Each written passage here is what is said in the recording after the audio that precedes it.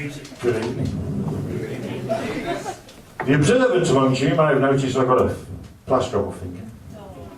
You want to be careful, some of those bogies are really sharp.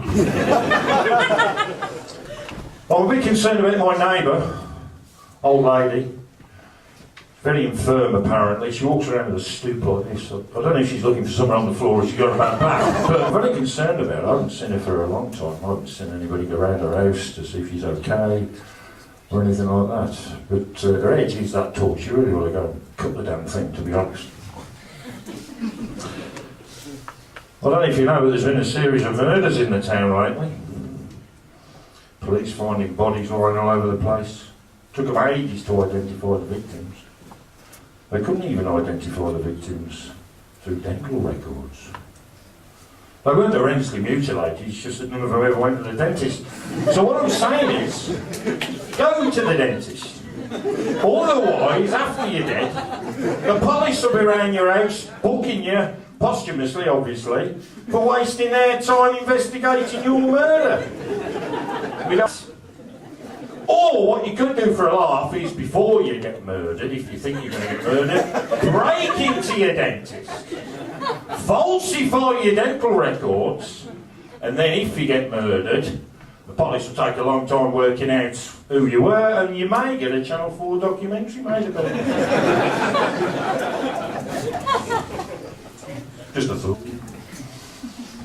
I was in my car the other day driving along.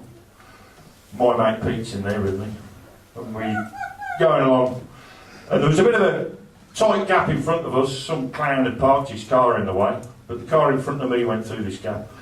I sailed through this gap. And Pete says, bloody hell, Johnny, a bit confident you'd get through there without bumping your mirror, a bit cocky. I said, Pete, old mate, I said, what car are we following? He said, Rover 25, John.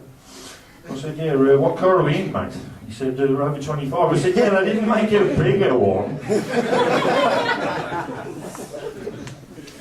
I was in this cafe the other day, and I had a little beep, beep, beep on my phone. And it was a little vibrate, so I knew it was a message for me. A stupid dinosaur joke from one of my half-baked mates, but there you go.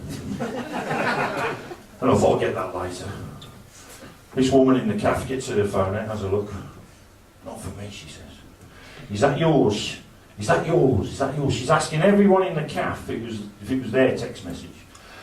Finally, she made the mistake of asking me. She said, was that your phone text message? I said, yeah. I'll read it later. That's all right. She said, well, ain't you going to read it now? I said, no, but it sounds like you want to fucking read it. These people are so rude. I mean, I was in a supermarket the other day, minding my own business up the biscuit aisle. It's not like a biscuit. It doesn't.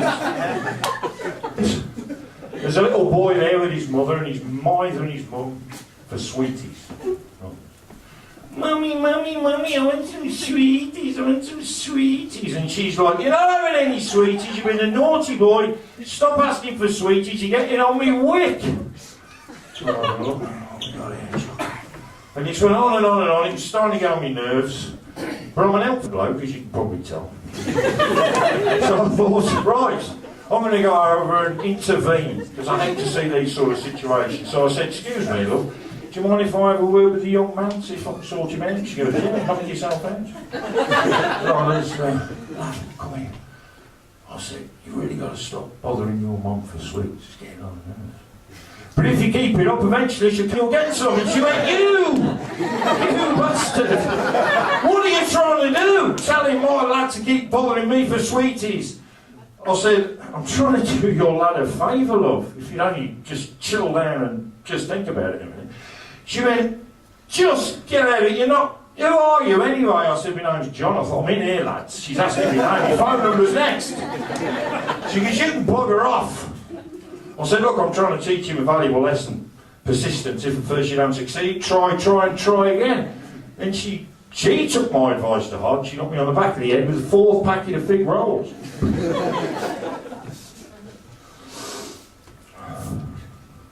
Pretty warm in here, I don't need it. So, I used to work in a plastic bag factory. Oof. What a shit job. And no, before anyone asked, we didn't make blow up old women. And there was a, yeah, thank you.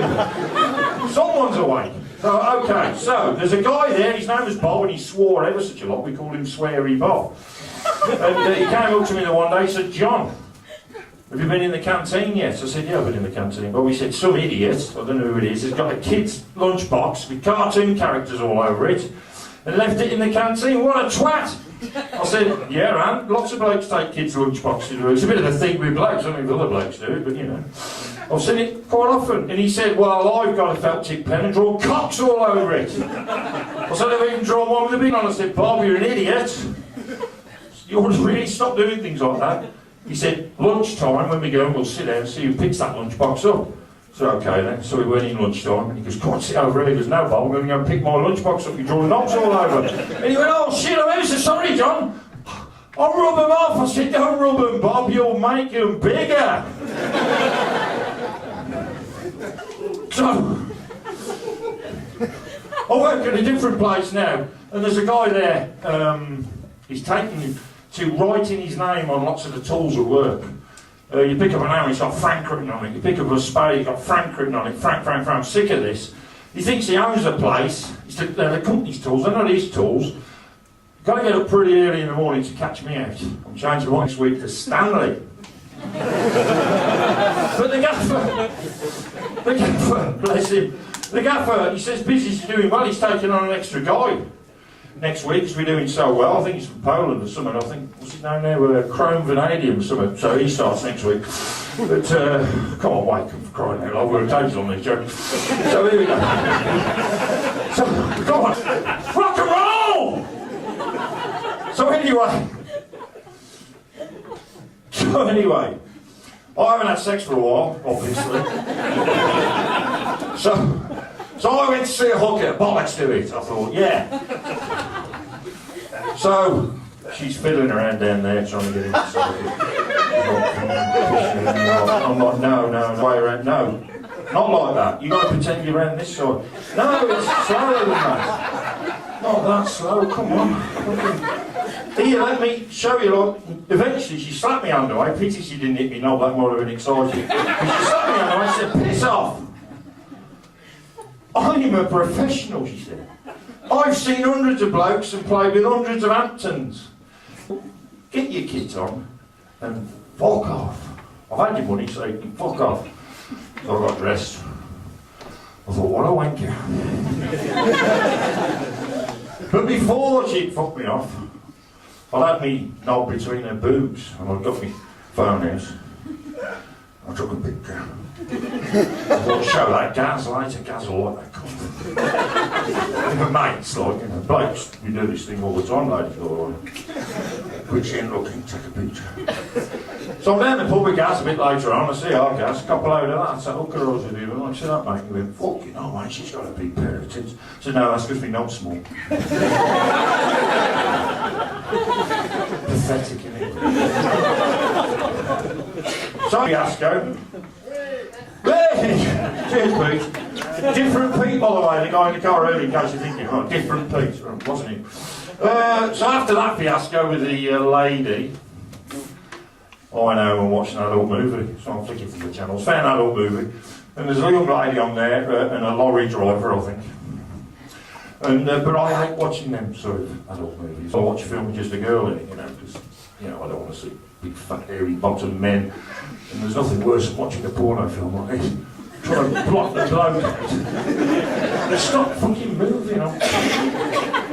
Actually, it'd be more like that 'cause I'm right-handed. But I'm going to use my right hand now for the only other job I see lately, which is to wave goodbye to people as they disappear into the distance after yet another conversation with me. Bye, John. Bye. My name's John Lockett, and yours probably isn't, so...